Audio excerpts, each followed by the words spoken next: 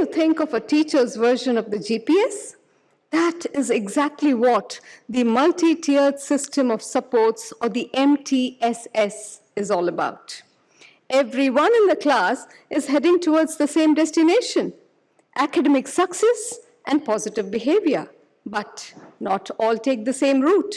Just like how a GPS reroutes when we hit roadblocks, MTSS gives different routes or support to guide students based on where they are: speeding ahead, stuck in the traffic, or in an accidental detour of self-doubt.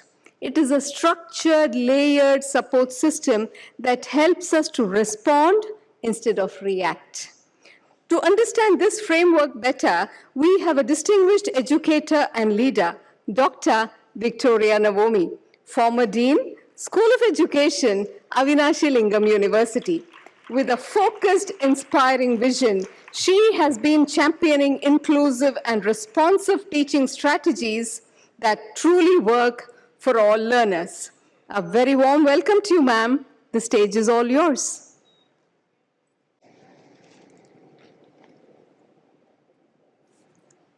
Sairam, good morning to everyone.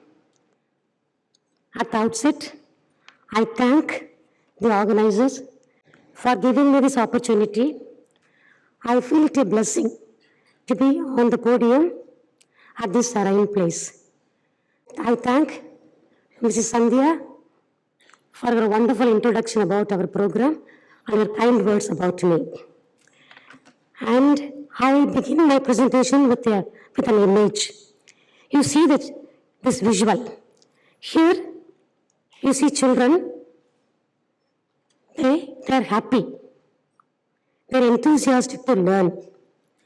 Joyful learning is taking place in inclusive setup. So inclusion is helping all students succeed. Children that learn together, they learn to live together. Inclusion is not just a placement of students with disabilities. It is about embracing the idea of diversity. Diversity is the reality today. Therefore, each child is a unique learner. Who are today's students? When we ask the teachers, describe your students, teachers will say, collectively or individually, they are diverse. Today's classroom is challenging for the teachers. See the visuals. This is a very popular image. There are students, 5 students sitting. And how are they sitting? They take different position to sit. And how have you responded to the learning needs of your students? See the another image. This is a popular image. Most of you must have known. If the shoe fits for all, there are shoes with different types. One shoe fits for all. In fact, people may require different needs. According to the needs, they prefer learning or any item. That should be understood by our society. Coming to the academic academic aspect, the research states that many children experience difficulty learning to read. Reading and math ability are the foundation for all other subjects. These two are very important subjects, reading and math ability. Globally, the estimate says that among 5 children, 1 child is not able to read. And in the developing world, 1 in 4, among 4 children, 1 child is not able to read, having a difficulty in reading. So poor readers are likely to remain poor learners throughout the school, which has implications on education and the economic, not only to individuals, but also to the society. This is bar diagrams. This diagram depicts the changes in grade 5 reading levels over time. Here you see how the 5th grade children are reading the 2nd grade textbooks. When the data was collected, it shows this is collected from private and the public school, government schools. And children, almost 60% of the children only can read, 5th grade children only can read 2nd grade textbook. Among the private school, 60% of the 5th grade children can read only 2nd grade textbooks. Remaining 40% cannot read the 2nd grade textbook, but they are in the 5th grade. And 35 to 40% of the government school 5th grade students are not able to read 2nd grade textbooks. Only 40% can read, remaining 60% are not able to read 2nd grade textbook. This problem is ongoing and persisting. Now this data is collected 5 years back, but still it is ongoing. And when analyzing the math ability of the children, we see 2nd grade children, around 15% of the children are do not recognize number 1 to 9. 15% of the 2nd grade children do not recognize numbers from 1 to 9. And 35% of the 2nd grade children do not recognize 10 to 100 numbers. This is a scenario in Indian context. These problems are ongoing and persistent, but there is a hope. What is the solution? Inclusion is the solution, and the multi-tiered system support is the solution for that. This multi-tiered support system reduces disparities and accommodate all children through responsive educational opportunities. The children respond to the intervention given through this approach. I discuss about a research on multi-tier support system. This is field tested in India first time. It's first of its kind in Indian context. It is a collaborative research between Avinash University, where I am based, and the University of Minnesota, United States, under Indo-US 21st Century Knowledge Initiative Program. We involved 1,125 students in the study. Multi-tier approach was introduced for reading enhancement and math ability. See, this is the multi-tier support system. It is a framework for school-wide service delivery. It is not for the slow learners or poor learners or high achievers, slow achiever, not like that. It is for a school-wide service delivery for all students. Every student will get a place for this instruction. All students have access to all tiers. It is not the remediation program. After the child failed, we catch the child and we give remedial coaching. It's not remediation. It is before the child fails. Important. Before the child fails, we catch the child and intervene and increase their learning. And this is the primary, this 3-tier program. This is a primary tier. This is a universal screening. All children are put in this universal screening. All children in this in the core instruction classroom. Children are screened for their reading ability and math ability. All children, irrespective of high achiever, low achiever, medium achiever, all children are screened in this tier. Teacher training, teachers are given instruction to enhance their quality of teaching. Teachers are given training to give effective core instruction in the classroom. The first tier should be very strong and effective so that children in the majority of the children can learn in the core instruction classroom itself. 80% of the children can learn when the teaching is effective and change. As our previous speakers spoke about the differentiated instruction, and the instruction differentiated, that 80% children can learn in this classroom itself. And there are certain children, they may need supplementary instruction, 15%. 10 to 15% of children may need supplementary instruction for some critical skills like phonemes, vocabulary building, comprehension ability, the number concept, maybe the placement of a number, placement of values, the units, everything, number line. Like some critical skills, they may need some supplementary instruction. So 10 to 15% of the children may need this instruction. How do we give the instruction? We pull out the students from the classroom for a 30-minute session 2 times a week. That is enough for the children to learn some supplementary, get the supplementary instruction. Small group instruction is given in this tier 2 instruction.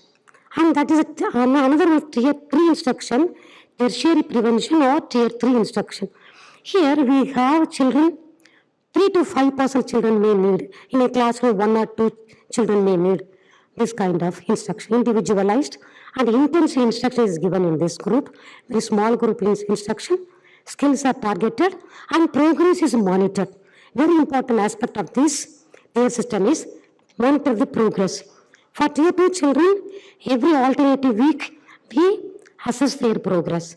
Whether my intervention, my instruction is reaching the child, changing the child.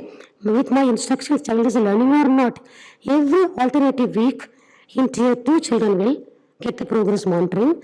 And tier 3 children, every week this is assess their performance. And instructions are adjusted based on the students' data. The student data is the performance of the students. How do we offer this tier 3 instruction? We pull out the students from the classroom 3 times a week. 30 minutes instruction, structured instruction is given for them to learn. And there are 3 key aspects in the multi-tiered system. Universal screening. We screen all children in the classroom and divide according to their performance. 25th percentile who are coming, 50th percentile who are coming, and below 25th percentile who are coming, and accordingly we allocate the tiers. And multi-level prevention system, these 3 tiers prevent their difficulty in learning. And collaborative data-based instructional decision making. We don't just give instruction to any child.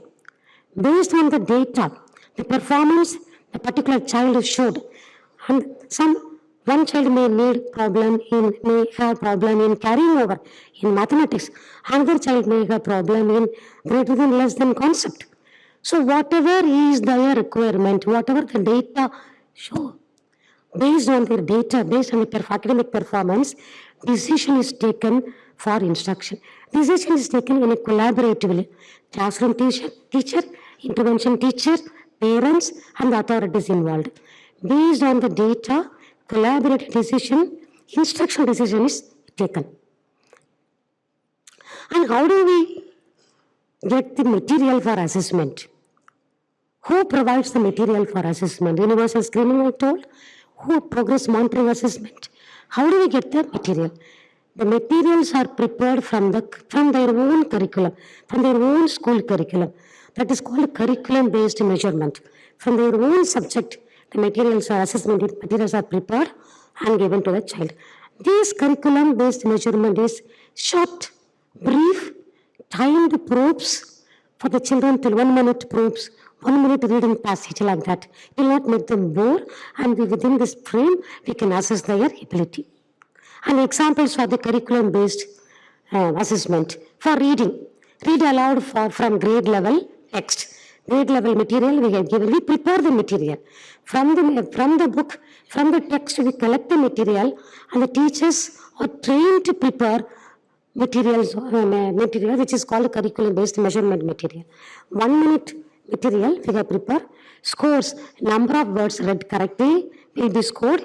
Reading correlates with the standardized measures of phonemic awareness, separate passages, phonemic awareness, phonics, vocabulary building, fluency, and comprehension. For example, I am giving this to you. And mathematics, arithmetic facts, math concept, place value, units, number line, number system, less than greater. So many concepts, 50 concepts are there in the primary level. We collect the concept. We just give the training and we assess their ability in the mathematics, math concept. And also math application, addition, subtraction, multiplication, division, application problems, how they are progressing in this application problem. The test correlates with the standardized measures of math concept and math computation. And see one example I am giving for the Selvam's progress in 3rd grade. When we were introducing the multi-tiered system, before introduction, his progress is 0 level. The peers in the classroom is about 12 to 13 words they are reading per minute. But Selvam is at the 0 level. The reading ability is words per minute is 0 when we introduce the program. And we set the goal, he should reach 20 words, really 18 to 20 words in a period of 6 months. We set the goal, and baseline data we have given it. And we have given first tier primary interval. He is in the classroom along with other children. All are in the classroom. So in the core instruction, first tier, the child Selvan is, and we see the progress in a period of 2 months. Whether he can show any improvement in reading. From 0 word to 3 words only he can read in a period of 3 months. And we put it in the tier 2 and how his progress. Not much improved. His progress in tier 2 also. We have waited 6 data points. We are waiting 6 times to show his progress. Data point we have taken 6 times, but not much progress. 5 words he is reading, not much progress. And we put in the 3 tier and progress is increasing. Now he is come to this level of the peers, coming to level of the peers, and after 6 months he could read the 20 words per minute, and he can go to the tier 1 with along with other peers. He need not be in tier 3 and tier 2, he can go back to the tier 1 system. And while analyzing the data for 1,185 children, we have 2 groups. One is group with experiment. Multi-tier support system is given to one group of students and another group traditional method. The blue line shows children who are in the experimental or who received instruction, multi-tier instruction. The children who are in the red line shows children who don't receive the multi-tier instruction. So after the 1 year assessment, we see the progress. The children in the multi-tier support system, their score is significantly increased than the scores of the children who did not receive the multi-tier instruction in grade 3, grade 4 and grade 5. And math competition also, the children in multi-tier showed improvement in their math concept and math ability than children in the traditional instructional classroom. So this multi-tier system will also be helpful for the behavioral changes. Over the past 15-20 years, a rising trend in misbehaviors in the elementary classroom. Behaviors ranged from talking out of turn to physical outbursts. About 23% of children showed behavioral, cognitive, or emotional problems in Indian context. International context showed similar variability. How do schools shift from a punishment paradigm to a more positive approach addressing this behavior? So here also we introduced the multi-tiered system for the challenging behaviors to prevent the behavior challenges. So we have taken 5 components: study skills, emotional concerns, behavioral concerns, social skills, and school discipline skills. Before introduction of the multi-tiered system, the data showed 52 students showed higher risk behaviors. Bullying, bursting, throwing things on that. So high risk behaviors they exhibited. And 204 children exhibited moderate risk behaviors. And only 61 students presented low risk behavior like speak without permission, answering without asking, like that small low risk behavior. Only 61% of the 61 students showed the behaviors. After the intervention in 6 months, see the progress. The 52 children, after 6 months, the high risk behavior became null. Nobody has the high risk behavior after a period of 6 months. And moderate behavior, 134 to reduced to 67 in the 5 data points. And low risk behavior, very less before introduction of the tier system, and after the introduction, low risk behavior increased and the high risk behavior reduced. So the multi-tier system is very much beneficial for academic and behavior enhancement. What do teachers need to know while introducing this system? How to deliver explicit instruction. How to differentiate instruction. One concept, different types of instruction should be offered so that every child in the classroom can pick up and get along with all children. How to identify children who need additional intervention? Which tier the child needs, tier 2 or tier 3 or tier 1? There is a flexibility in tier. For 3 months he may be in tier 3, or next 3 months he may be in tier 1. So flexibility, the teacher should know and understand that. We should not brand any child disability after some effective intervention, instruction from the teacher. After waiting for that, still the child is not progressive, then we can refer the child for special education. Before that, we don't refer anything for special education. Instruction should be effective so that children can learn, every child can learn in the classroom. And how to work as a collaborative problem solving team.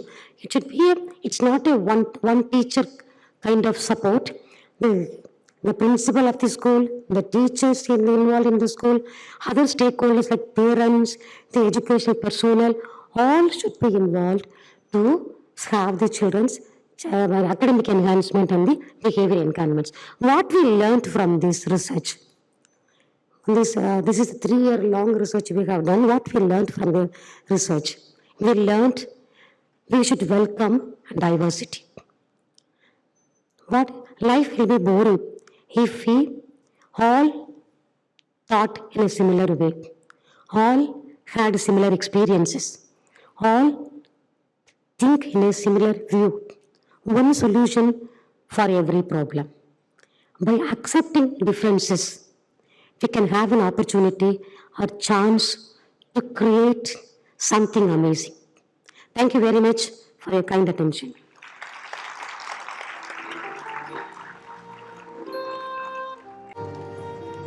Thank you, ma'am. That was a reminder that with MTSs in place, every child is seen, supported, and steered forward, leaving no one adrift in the journey of life.